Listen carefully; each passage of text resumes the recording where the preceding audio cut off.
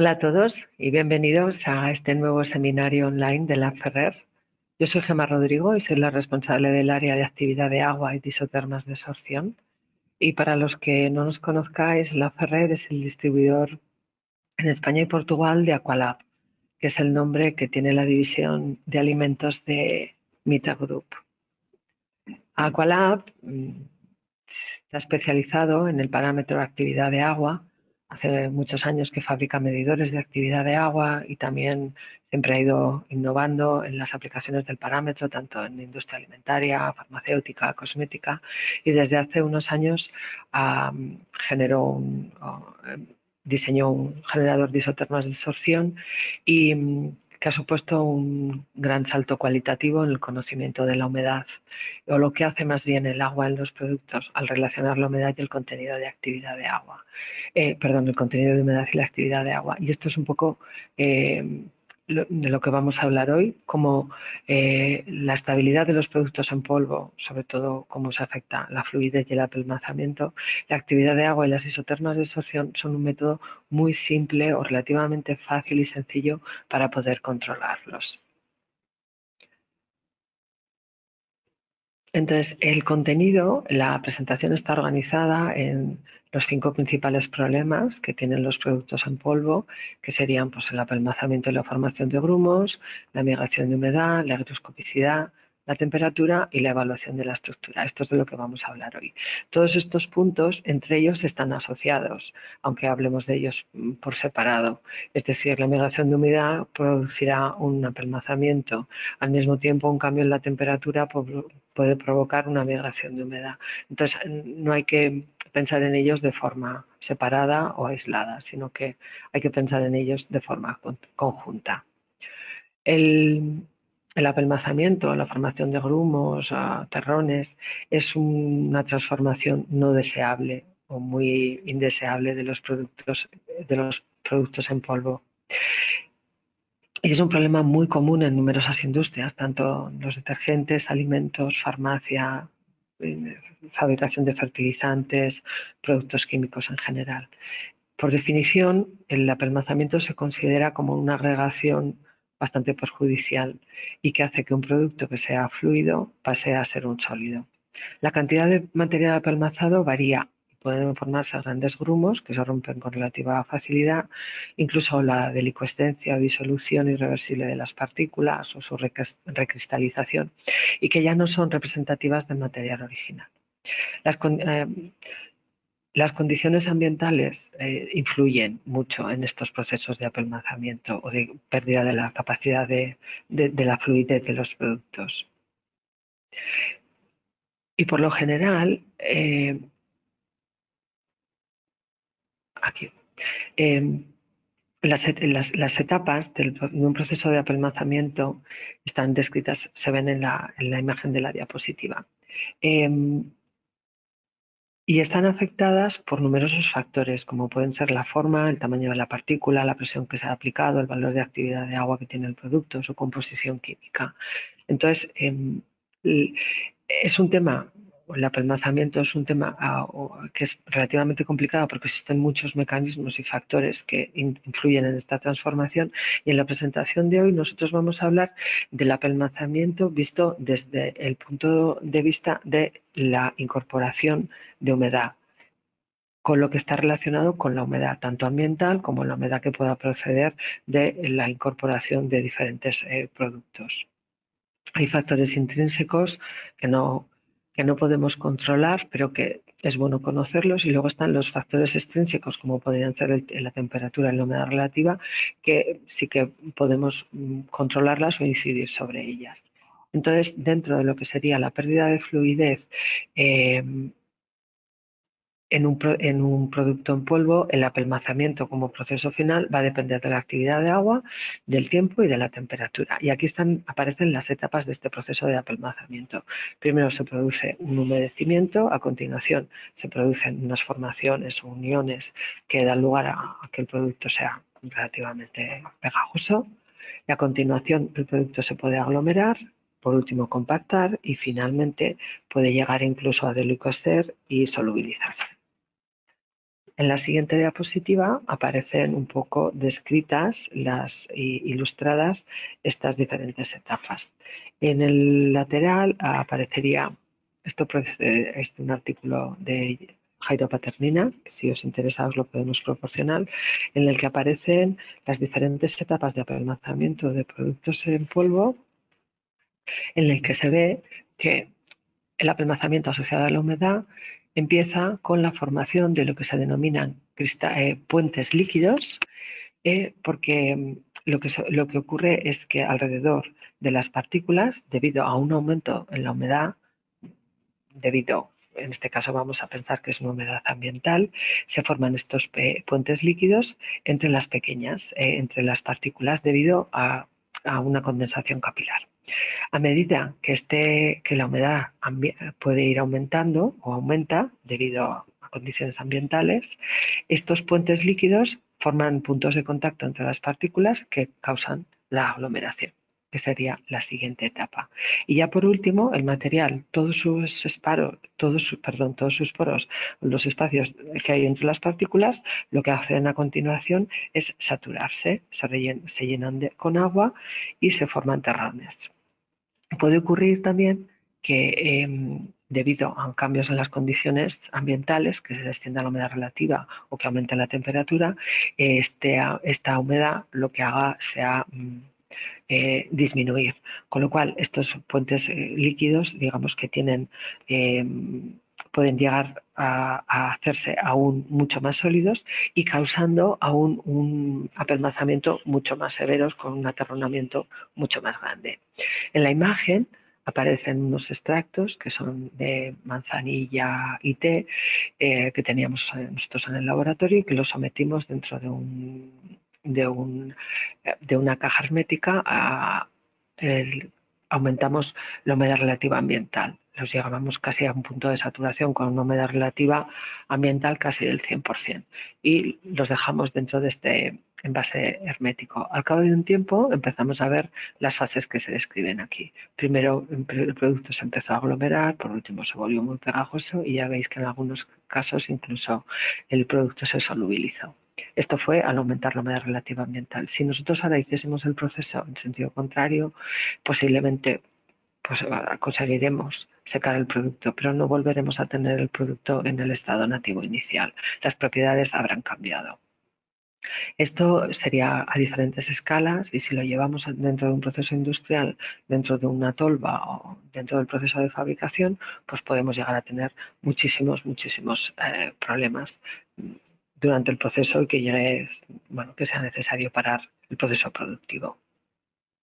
¿Cómo se puede predecir y evitar, si es posible, esta situación de apelmazamiento?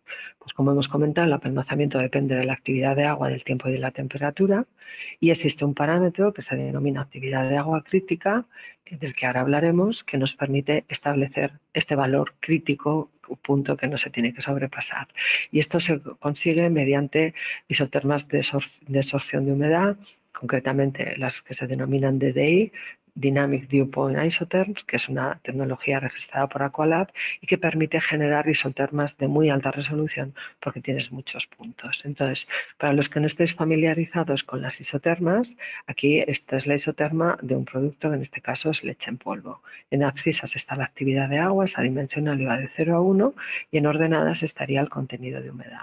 Lo que muestra una isoterma es la relación que tiene el agua dentro del producto, con lo cual vemos que si tenemos valores de actividad de agua entre 0,2 y 0,4, el contenido de humedad de nuestro producto, en este caso de la leche en polvo, no varía, permanece casi constante, aunque varía ligeramente, pues debido, con los medidores clásicos de contenido de humedad, incluso por Carl Fisher, puedes no detectar esta pequeña variación en el contenido de humedad.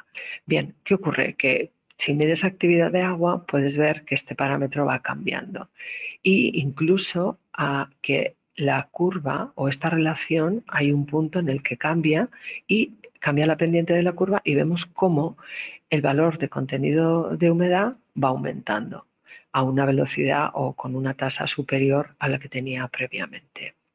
Esto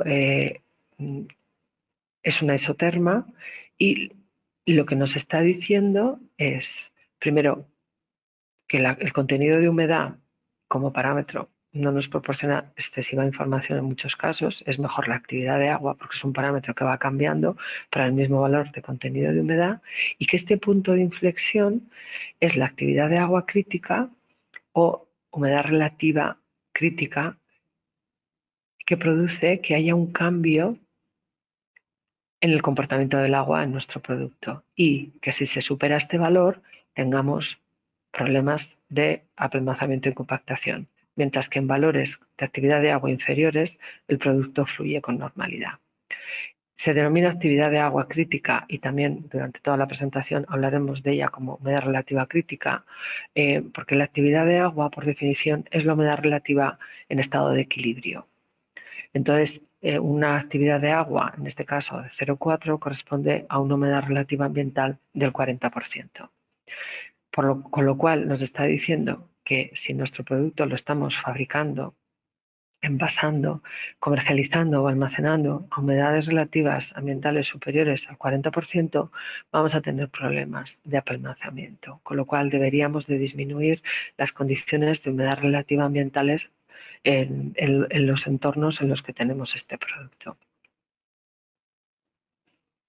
Este punto de inflexión, calculando la segunda derivada, nos da el valor de actividad de agua, el valor absoluto, con una resolución, es una solución matemática que permite conocer este valor.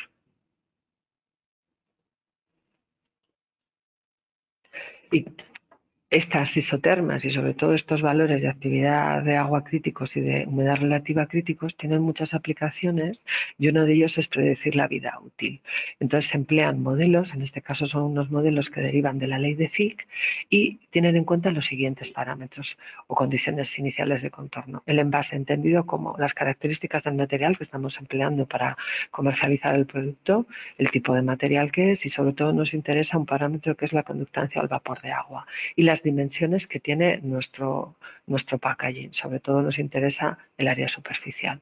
Después las condiciones de almacenamiento o de transporte. Nos interesa saber la temperatura y la humedad relativa y también por la presión atmosférica a la que va a estar sometido en caso de que hubiese algún cambio en la presión. También las propiedades de absorción, que en este caso las propiedades de absorción, estarían relacionadas, sería esta curva, cómo se comporta, es la isoterma de absorción de nuestro producto. Y este valor, que sería el valor que no hay que sobrepasar para no tener problemas de apelmazamiento. Con todos estos valores podemos modelizar y obtener la vida útil que va a tener nuestro producto para unas condiciones, por ejemplo, determinadas de temperatura y humedad relativa, es decir, si no es lo mismo almacenar el producto durante el mes de julio y agosto en Asturias que las condiciones que puede tener en Jaén. Son muy diferentes. Si nosotros no podemos cambiar el plástico o el material de envase, igual tenemos que tomar medidas sobre estas condiciones de almacenamiento, que sea refrigerado o que tengas una atmósfera controlada, o por el contrario, utilizar un envase diferente que permita que soporte temperaturas mucho más elevadas. Entonces, esto es una herramienta muy útil que permite predecir la vida útil, incluso de una forma mucho más rápida que cualquier estudio de vida útil acelerado. Son modelos, pero no se alejan mucho de la realidad. Entonces, para terminar un poco con esta sección en la que estábamos hablando del apelmazamiento debido a un aumento de humedad ambiental, es necesario recordar que al aumentar la humedad va a aumentar siempre la actividad de agua. Y en este caso viene derivada de un aumento en la humedad relativa que procede del ambiente que lo rodea, que también puede deberse a la incorporación de otros ingredientes o otros productos que veremos más adelante. Este aumento en la humedad relativa ambiental hay que tener en cuenta que no siempre se deba a que el aumento, hay que tener en cuenta que está asociado a la temperatura, de manera que si por ejemplo nosotros fabricamos un producto y se envasa o almacena en caliente, cuando el producto se refrigere, la humedad relativa de ese producto va a aumentar, con lo cual se va a modificar también la actividad de agua. como hemos visto con la isoterma, la actividad de agua es un parámetro que proporciona mucha más información y es más recomendable medirlo para evitar problemas que no la humedad, que es un valor que en el caso de los productos en polvo puede tener muy poca variación, mientras que la actividad de agua sí que lo está haciendo. Y también es recomendable disponer de isotermas de alta resolución. Se denominan de alta resolución porque se obtienen muchos puntos. Tú puedes obtener isotermas en el laboratorio y las puedes hacer con desecadores herméticos, pero vas a obtener una nube de puntos muy pequeña, igual únicamente obtienes 10. Una isoterma dinámica te permite obtener hasta 250 o 300 puntos que te permiten modelizar muy bien y sobre todo encontrar este valor de actividad de agua crítica o humedad relativa crítica. Existen también otras isotermas de absorción de vapor que se denominan DVS, que también son muy útiles, pero en este caso están más relacionadas con la cinética, es decir, el tiempo en el que tarda el tiempo en el que se produce la absorción de humedad. Y dentro de lo que sería lo que estamos hablando del apelmazamiento y la formación de grumos, vamos a hablar un momento también aparte de los productos cristalinos, porque los procesos de absorción son relativamente diferentes y el apelmazamiento es diferente. Entonces, los productos cristalinos tienen una estructura unida y ordenada. Aquí aparece, por ejemplo, la del cloruro de sodio, que forman cristales. Y estos productos tienen unas características especiales o diferentes de las de otros productos en polvo que son amorfos y que son muy habituales en la industria alimentaria. Entonces aquí tenemos polvos cristalinos, pues muchas sales, azúcares, ácidos, vitaminas y sobre todo ingredientes farmacéuticos activos. Entonces es interesante este comportamiento porque los productos cristalinos no absorben la humedad. Las moléculas de agua solo lo que hacen es asentarse en la superficie hasta que la energía es lo suficientemente elevada para romper la red cristalina. Y aquí, junto a la energía, he puesto el símbolo de la actividad de agua, el acrónimo, porque la actividad de agua se define como el estado de energía del agua en un sistema. Con lo cual, cuando las moléculas de agua alcanzan la energía suficiente, lo que ocurre es que rompen la red cristalina y pasan de un estado sólido a un estado líquido de forma prácticamente inmediata, se solubilizan. Entonces, aquí aparece una isoterma de dos productos cristalinos, sería el cloruro sódico y sacarosa, que están en azul oscuro es la sacarosa y el azul más claro es el cloruro sódico. Entonces, en este caso, y como hemos visto en la isoterma anterior del producto que era leche en polvo, estos dos productos, como veis, va variando su valor de actividad de agua, pero lo que permanece prácticamente constante es el contenido de humedad. En el caso del cloruro sódico, para un valor de actividad de agua cercano a 750, aquí hay un punto crítico y lo que hace es, de ser un producto que no tiene o que su contenido de humedad es prácticamente cero, lo que hace es dispararse hasta casi saturación, se solubiliza. En el caso de la sacarosa, este valor es cercano a 0,85. Entonces, esto es importante de cara a la fabricación, diseño de nuevos productos, porque en función del valor de actividad de agua final que pueda tener nuestro producto, podemos el cloruro sódico, la sal, el cloruro sódico, el azúcar pueden no ser los productos más adecuados para utilizar, sencillamente porque van a solubilizarse.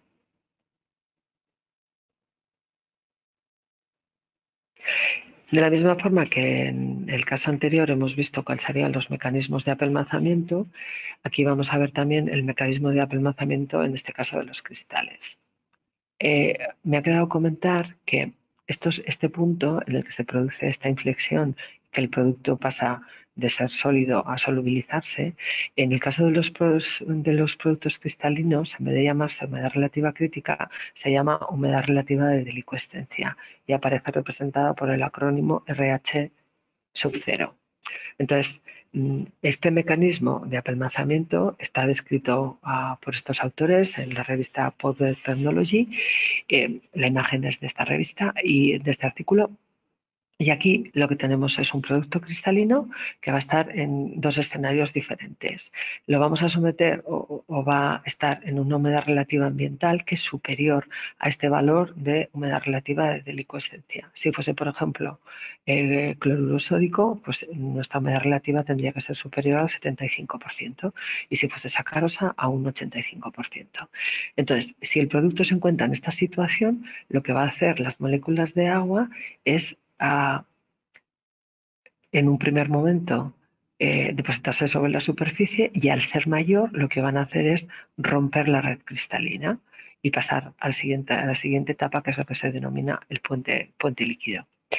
En este otro escenario tenemos una humedad relativa que es inferior a la delicuescencia, pero superior a la condensación capilar, es decir, a que las moléculas de agua puedan ponerse, introducirse y por tensión superficial mantenerse entre el producto cristalino. Entonces, no tenemos suficiente humedad o humedad relativa ambiental para que se produzca la delicuescencia y estamos en este escenario en el que se forman estos puentes de agua. En el caso de la humedad relativa superior a la humedad relativa de delicuescencia, lo que se produce directamente es la disolución del producto.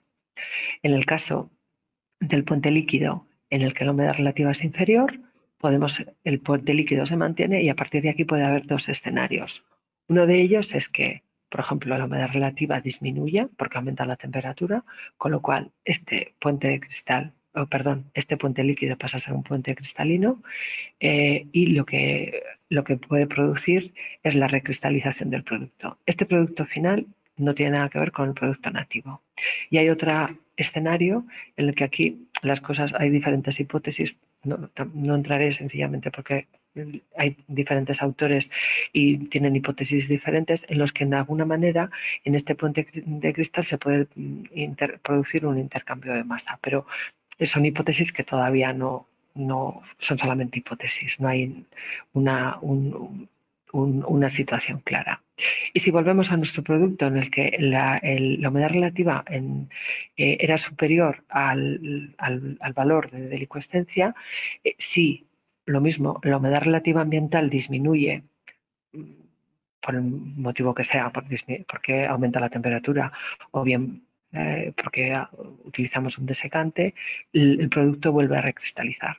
Y al igual que en el caso anterior, este producto cristalino es diferente del producto inicial.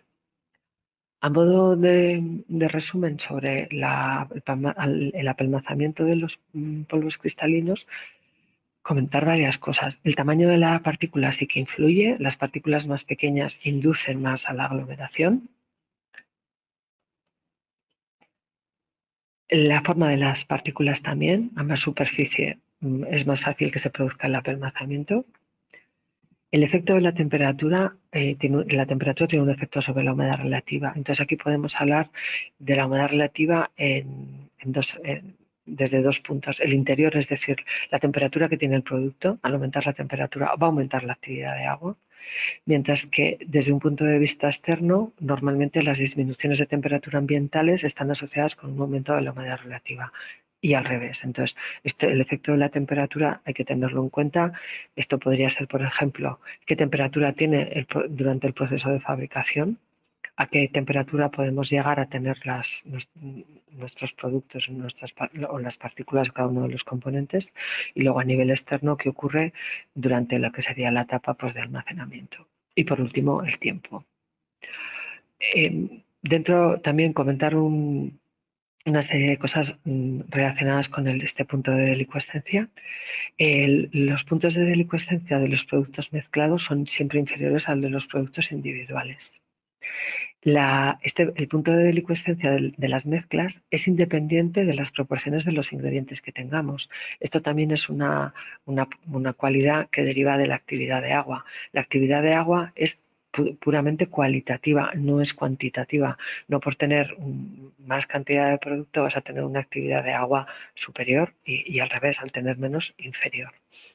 Las fluctuaciones de humedad relativa hacen que tengamos ciclos de delicuescencia y de cristalización y que conduzcan al apelmazamiento. Los aumentos de temperatura pueden reducir la humedad relativa de delicuescencia. Esto también lo veremos con un ejemplo en lo que hasta ahora hemos llamado humedad relativa crítica en los productos que son polvos amorfos. Y por último, la reducción del punto de delicuescencia puede afectar tanto a la estabilidad química como a la estabilidad física del producto final. Bien, hasta ahora en la migración de humedad de la que hemos hablado y que nos afectaba al apelmazamiento estaba siempre, o hemos comentado que era siempre una humedad que provenía del ambiente. Ahora vamos a hablar de qué ocurre con una migración de humedad debido a la migración de humedad entre los componentes del alimento, o sea, del alimento o del producto farmacéutico, como veremos más adelante. Es decir, ¿qué pasa cuando mezclamos ingredientes o componentes? Tradicionalmente se han juntado los productos o los ingredientes en base al valor de contenido de humedad. Ya os digo que no es una buena idea, es mejor utilizar el valor de actividad de agua. Y en este caso, al añadir ingredientes siempre vamos a modificar el valor de actividad de agua que teníamos en el equilibrio. Y para poder acelerar y mejorar este proceso de formulación o de reformulación, si tenemos un proveedor que nos está cambiando las especificaciones técnicas de un producto, igual realmente el contenido de humedad no ha cambiado, pero sí su actividad de agua. Entonces, las isotermas nos van a dar muchísima información antes de pasar a planta piloto o hacer un proceso nuevo de fabricación. Entonces, porque lo que ocurre es que tanto el cambio en los ingredientes modifica la actividad de agua de una forma predecible y con la isoterma de cada ingrediente podemos tener y modelizar el del producto final. Entonces aquí hay un ejemplo de un suero proteico que es un producto que es evidentemente un producto, bueno, evidentemente en este caso es un producto en polvo, que es un suero proteico al que vamos a añadirle dos componentes, vamos a añadirle una maltodextrina y una lecitina de girasol. Entonces, nuestro producto inicial es la línea azul, que está formada por puntos que son rectángulos, y a continuación tenemos la isoterma de la maltodextrina, que sería esta línea azul más clara, formada por triángulos, y los rombos grises es la lecitina de girasol. Esta línea vertical lo que indica es el valor de actividad de agua final que va a tener el producto que vamos a comercializar. Y ahora vamos a ver cómo se van a desplazar las actividades de agua de cada uno de los componentes de este producto final. Si empezamos por nuestro producto inicial, que era esta proteína de suero, vamos a ver que el valor de actividad de agua final, como os he dicho, va a ser, bueno, no os lo he dicho, va a ser 0,68, con lo cual el producto, la proteína de suero se va a desplazar de un valor próximo a 0,6 hasta 0,68. Y también le va a ocurrir lo mismo a la maltodextrina. En este caso, que el producto, la proteína, va a modificar su valor de actividad de agua, pero el contenido de humedad prácticamente va a ser el mismo. En el caso de la maltodextrina se produce una variación pequeña del contenido del valor de actividad de agua, pero sí que aumenta el contenido de humedad. Y por último, en la lecitina de girasol lo que va a hacer es disminuir su valor de actividad de agua. ¿Qué ocurriría, por ejemplo, si el producto final, en vez de tener un valor de actividad de agua de 0,68, nos hubiese dado que el valor hubiese sido 0,81? Bueno, pues aquí, en el caso del producto en polvo de la proteína de suero, hay un punto de inflexión, el que hemos dicho antes, que sería una humedad relativa o una actividad de agua crítica que se produce apelmazamiento. Si el producto final va a tener un valor de actividad de agua que está cerca, en este caso de 0,82, 0,85, el producto ya va a estar apelmazado, no podríamos comercializarlo. Entonces, antes de ir a una etapa de elaboración en una planta piloto o en laboratorio, podemos ver las características del comportamiento que va a tener el agua en el producto final. Y sobre todo, cosas como lo que os estaba comentando. Si es un producto que va a ser un polvo fluido, o bien vamos a tener problemas de apelmazamiento. En el caso, por ejemplo, de productos farmacéuticos, pues aquí hay otro ejemplo. En este caso aparecería como relleno celulosa microcristalina que sería la curva de color, bueno, la gráfica de color naranja, y la cápsula en este caso es una cápsula HPMC que es vegana y que serían los puntos que aparecerían en color verde. El producto combinado sería el producto en rojo y se comercializaría con un valor de actividad de agua cercano a 0,7. Entonces aquí tenemos que evaluar diferentes cosas. El producto, por ejemplo, pues es sensible del desarrollo de microorganismos porque tiene un valor superior a 0,6. Igual ya veis que, por ejemplo, el relleno, la celulosa microcristalina, pues en este punto tiene un valor de contenido de humedad más elevado. ¿Qué ocurriría si, por ejemplo, esta es una cápsula HPMC, pero si utilizamos una cápsula de gelatina tradicional? Entonces las isotermas combinadas nos van a dar una idea de cuál va a ser el comportamiento del agua de una forma predictiva y que es muy útil. El otro punto de la presentación es la higroscopicidad. Entonces, la higroscopicidad se define como la tendencia de una sustancia a absorber la humedad de la atmósfera que tiene a su alrededor. Como de rápido vamos a ganar humedad. Entonces, dentro de los productos higroscópicos podemos hablar de muchas cosas, pero nos vamos a centrar básicamente, a mí me gustaría hablar solamente de dos cosas, ¿no? Que la cantidad de agua que es absorbida es función de la temperatura y de la humedad y que se puede determinar mediante una isoterma de absorción. Y sobre todo que es muy importante para seleccionar excipientes, porque los excipientes necesitan estar en un determinado intervalo de actividad de agua para mantener la absorción de humedad que deseamos y que de esta forma eh, sean útiles y hagan el efecto para el que se han añadido dentro de la formulación. Es importante tener en cuenta pues, la solubilidad, su capacidad de absorción de humedad, la cinética, con qué rapidez lo van a hacer y sobre todo, por ejemplo, si podemos tener un problema de solubilización de este producto. Entonces, y esto es fácil verlo con el siguiente ejemplo. Aquí veis diferentes excipientes. Estaría la celulosa microcristalina, que sería la línea azul con los rombos.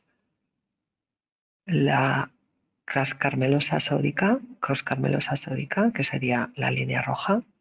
También tenemos sacarosa, que es la de color verde, y luego aparecen sorbitol y manitol. Sorbitol es la morada y el manitol es esta línea de color azul.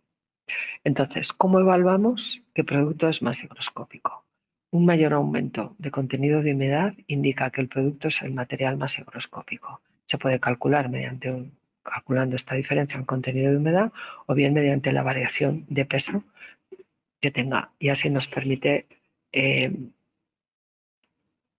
controlar y comparar la humedad, la higroscopicidad. Entonces, si nosotros vamos a elaborar un producto que queremos que tenga un valor de actividad de agua inferior a 0,6, la crascarmelosa sódica es el producto más higroscópico, porque es el que tiene un mayor contenido de humedad para el mismo valor de actividad de agua. Si nuestro producto se va a comercializar con un valor de actividad de agua superior a 0,8, pues en este caso va a ser el sorbitol el que sea más higroscópico. Entonces, aquí aparece la crascomelosa como el producto más higroscópico para estas condiciones de contorno que os estoy comentando. Tanto el sorbitol como la sacarosa, a valores de actividad de agua superiores a 0,7, sufren una transición, se vuelven más higroscópicos e incluso pueden solubilizarse. Esto es importante porque ya no es que seas más higroscópico y que ganes humedad, sino que es que estos dos productos pasan a ser líquidos. Y esto hay que tenerlo en cuenta porque te pueden afectar mucho a la formulación final y a lo que querías o para el efecto final para el que estaba diseñando el producto. Se va a perder del todo. Y por último estaría el manitol, que como veis son las estrellas de color azul y que a pesar de que el valor de actividad de agua va cambiando, el contenido de humedad permanece constante, no se altera, no cambia.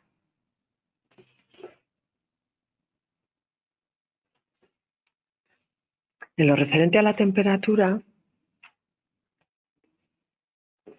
pues como hemos comentado, la actividad de agua, la temperatura y el tiempo son los responsables de los procesos de apelmazamiento o los principales responsables. Al aumentar la temperatura, aumenta la actividad de agua, por regla general. En algunos productos hay algunas excepciones a la regla, pero por lo general, a más temperatura, más actividad de agua.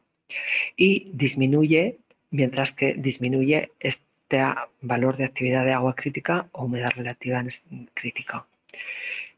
Y ahora lo vamos a ver con el siguiente ejemplo, que vuelve a ser el producto leche en polvo, en el que aparece representada en isotermas generadas a diferentes temperaturas, la actividad de agua y el contenido de humedad. Entonces, en color rojo está la isoterma a 15 grados. Y aquí vemos que el punto de inflexión puede estar cercano a un valor de actividad de agua de 0,5.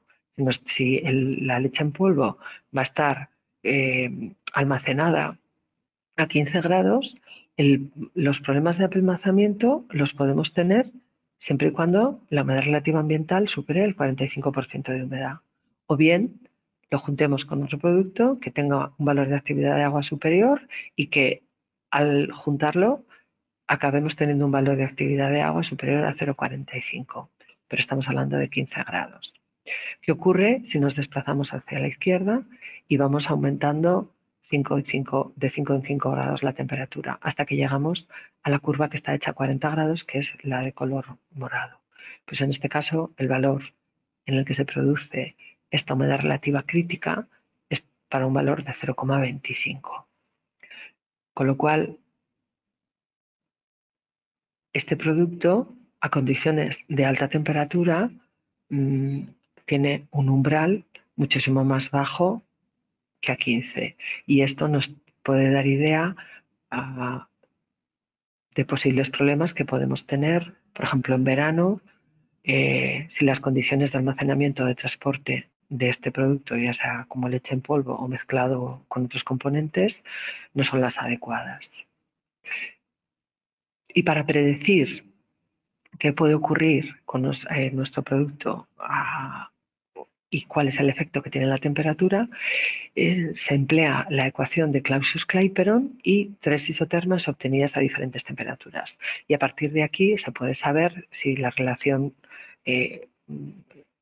cuál va a ser el valor de actividad de agua del producto a 80 grados, a 40 o a 50.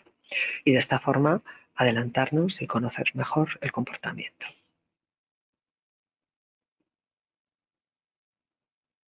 Bien, y ya por último vamos a hablar de la evaluación de la estructura. Entonces, las isotermas muestran la relación que existe entre la actividad de agua y el contenido de humedad, como hemos visto.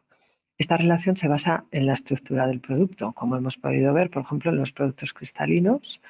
Y los amorfos no lo hemos visto, pero bueno, es diferente. Y también es posible evaluar las diferentes estructuras y cómo se comportan estas diferentes estructuras con isotermas. Entonces, os voy a enseñar dos ejemplos en los que se habla de un producto cristalino frente a un producto amorfo y un producto anhidro frente a un producto hidratado. Entonces, aquí es interesante, sobre todo si intentamos evaluar el grado de transición en el que nos podemos encontrar y también en el caso de los productos hidratados y anhidros frente a la formación de hidratos y las consecuencias que pueden tener.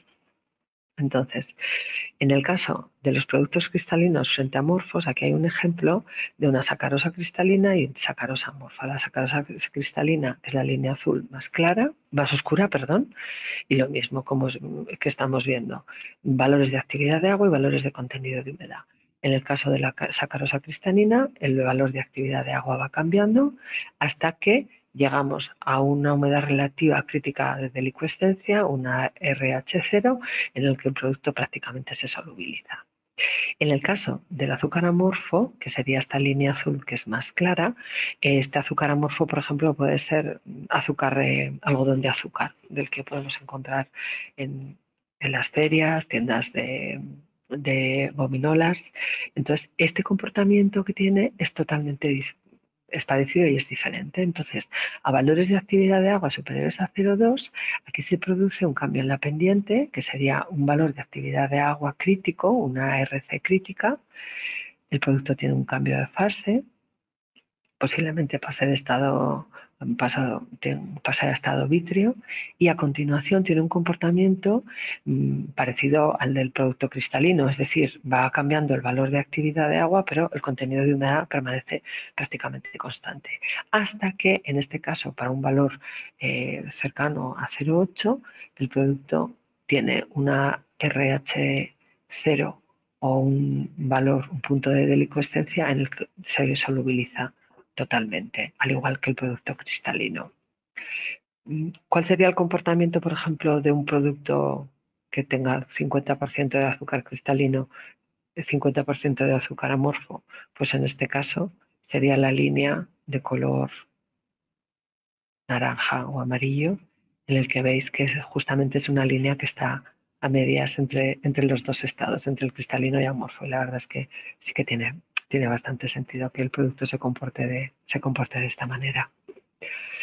Bien, en el caso de los productos anhidros frente a los hidratados, el ejemplo está hecho con cloruro cálcico, en dos formas de cloruro cálcico, el dihidrato y el producto anhidro.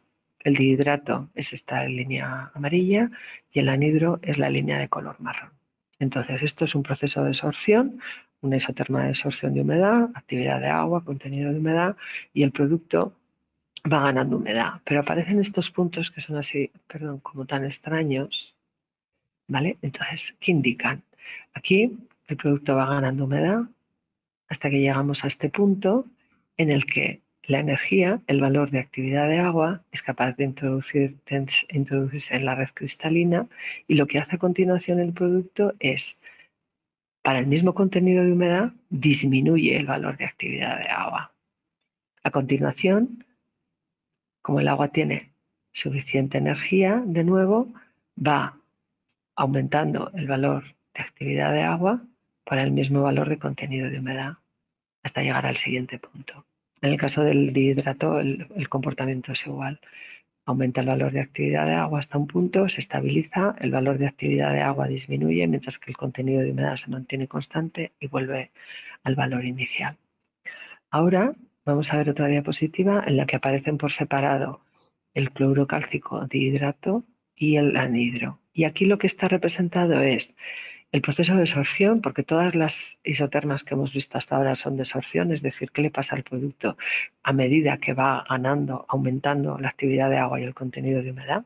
Y también aparecen reflejadas las curvas de desorción, es decir, qué ocurre cuando lo secamos, cuando el valor de actividad de agua y el contenido de humedad disminuyen. En muchos procesos productivos esto sería parecido a las curvas de secado.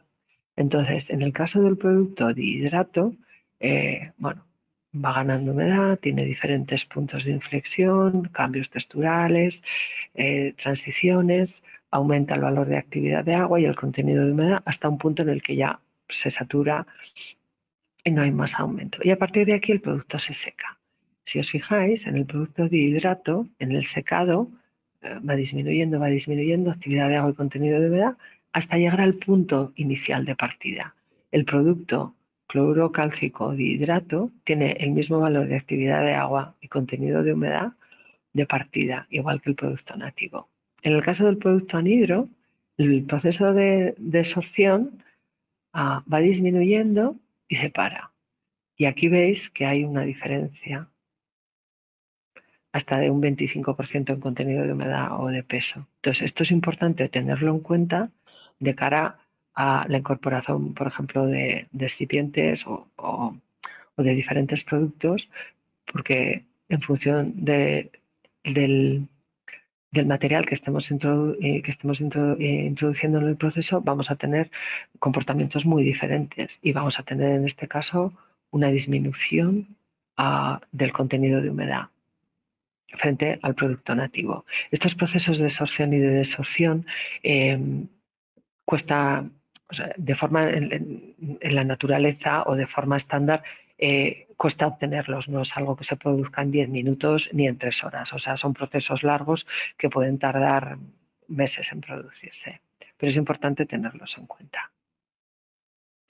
Y bien, ya para terminar, todas estas curvas de sorción y la modelización se ha hecho con Toolkit, que es el sistema de análisis de humedad de Aqualab. Entonces, esta es la landing. Si vais a la web de Meter Food encontraréis el programa Toolkit y permite modelizar, generar. Primero tenéis que generar las curvas de sorción o de desorción con este equipo también de Aqualab que se llama VSA, Vapor Sorption Analyzer, y después con toda esta información se pueden hacer muchísimos modelos que permiten predecir y evaluar el comportamiento de los productos de cara, por ejemplo, al apelmazamiento, saber si el producto después de su envasado y transporte, cuál va a ser su vida útil, cuáles son las condiciones para evitar que se formen apelmazamientos, o bien a la hora de diseñar o rediseñar productos, saber cómo se tienen que mezclar o bajo qué condiciones de actividad de agua y de contenido de humedad tienen que juntarse. Nosotros, esta es nuestra página web, lab-ferrer.com. Si tenéis dudas o consultas, podéis escribirnos a info@lab-ferrer.com. También tenemos un blog de actividad de agua, que es actividaddeagua.com, y un canal YouTube que se llama Actividad de Agua, en el que encontraréis mucha información relacionada siempre pues, con la actividad de agua, con apelmazamientos, oxidaciones lipídicas, desarrollos de microorganismos, todos los procesos que tienen que ver con la vida útil de productos alimentarios, cosméticos y farmacéuticos. Y cualquier duda, estamos a vuestra disposición. En el lateral hay un chat que os permite escribir si tenéis alguna duda y si no, si tenéis alguna pregunta y podemos contestarla. Y si no, pues os emplazo para el siguiente webinar y os doy a todos las gracias por vuestra atención y por vuestro tiempo. Sí, el webinar, hay una pregunta que dice que si os podemos compartir el webinar. El webinar lo subiremos a YouTube para que lo podáis volver a ver y también os enviaremos la presentación en PDF a todos los asistentes. Al contrario, gracias a vosotros por vuestro interés y nos vemos en el próximo webinar de la Ferrer. Muchas gracias y hasta luego.